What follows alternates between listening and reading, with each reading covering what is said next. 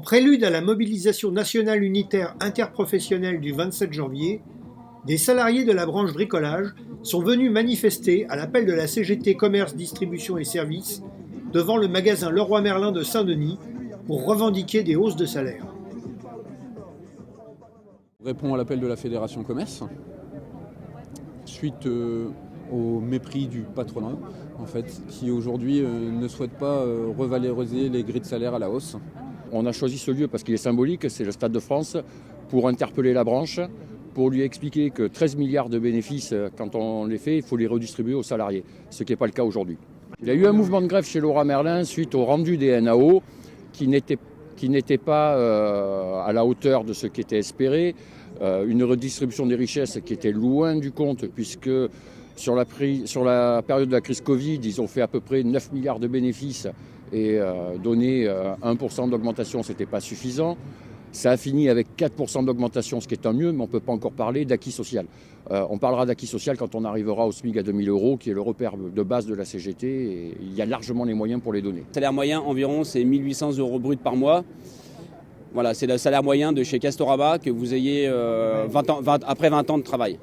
Je suis rentrée chez Castorama en 89, en net, une fois qu'on a enlevé donc, la mutuelle, qu'on a enlevé les tickets resto, la part donc, du patron, ben, il ne reste plus rien. 1 500 €, mais attention, 1 500 € net, ça fait quand même, j'ai 33 ans de boîte, 1 500 € net. Comment on vit à Avignon avec 1 500 € net? On ne vit pas, on survit. On survit. Je suis dans l'entreprise depuis 2002. En 2010, mon salaire horaire était à 10,17 € de l'heure. Et quand j'ai fait la recherche de ce que j'ai gagné là en 2021, je gagnais 12 € pile de l'heure. Donc j'ai eu un delta en l'espace de 11 ans de un petit peu moins de 2 €.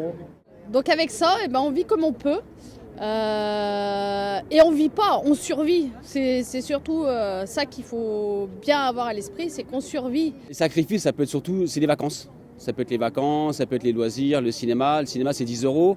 Au jour d'aujourd'hui, même à McDonald's, quand vous avez des enfants à 4 personnes, vous en avez pour 40 €. 40 € au jour d'aujourd'hui, ça peut être un caddie de course pour une famille moyenne pour 3-4 jours. Donc même le McDo, c'est terminé. Il vous faudrait combien pour vivre correctement?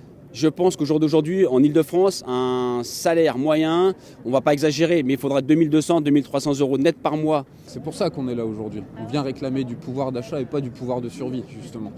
Donc il était important pour nous de venir revendiquer le droit de vivre dignement de nos salaires.